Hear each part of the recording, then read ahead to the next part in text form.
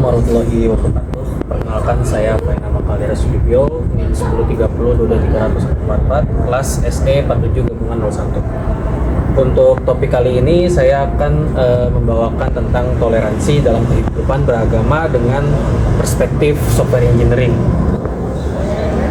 Yang pertama itu saya membawakan dengan prinsip solid. Yang pertama, S-nya sendiri itu adalah Single Responsibility Principle atau SRP. Setiap agama itu memiliki tanggung jawab tunggal. Dalam software engineering, SRP mengajarkan bahwa setiap kelas harus memiliki satu tanggung jawab. Begitu pula dengan agama, setiap agama memiliki tanggung jawab tunggal, yaitu membimbing pemeluknya menuju kebaikan. Allah Subhanahu wa Ta'ala berfirman dalam surah Al-Kafirun ayat 6, "Untukmu agamamu dan untukku agamaku." Ini seperti kelas yang berbeda dengan fungsi berbeda. Di agama Islam juga punya metode, yaitu sholat, zakat, dan puasa. Agama lain punya metode ibadah mereka masing-masing, dan keduanya tidak perlu saling mengintervensi atau mengubah kode satu sama lain. Yang kedua adalah OCP, yaitu Open Close Principle, yaitu terbuka untuk interaksi, tertutup untuk modifikasi akidah. OCP mengajarkan sistem harus terbuka untuk extension, tapi tertutup untuk modification. Dalam konteks toleransi, terbuka itu kita terbuka untuk berinteraksi, berdialog, dan bekerja sama dengan pemeluk agama lain. Untuk tertutup, akidah dan prinsip dasar keimanan kita tidak perlu dimodifikasi atau dicampur aduk. Sesuai dengan Al-Baqarah ayat 256, tidak ada paksaan dalam agama. Seperti API yang terbuka untuk integrasi, namun core logiknya tetap terlindungi. Kita bisa berkomunikasi lintas agama tanpa mengubah shortcode iman kita. Yang ketiga adalah LSP, yaitu Liskov Substitution Principle. Setiap manusia bisa menggantikan peran kebaikan. LSP mengatakan objek dari subclass harus bisa menggantikan objek dari parent class tanpa merusak sistem.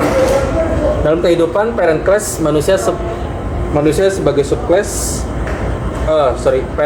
dalam kehidupan parent class sebagai manusia dan subclass yaitu Muslim, Kristen, Hindu, Buddha, dan lain-lain.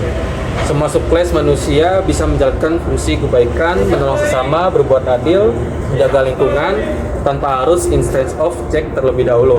Rasulullah Shallallahu Alaihi Wasallam bersabda, sesungguhnya agama itu mudah. Kebaikan tidak mengenal type checking agama. Setiap manusia, apapun keyakinan, bisa menjadi agent of God. Selanjutnya adalah ISP, Interface Segregation Principle. Jangan paksa orang lain mengimplementasikan interface yang tidak mereka butuhkan. ISP mengajarkan jangan memaksa kelas untuk mengimplementasikan metode yang tidak mereka gunakan.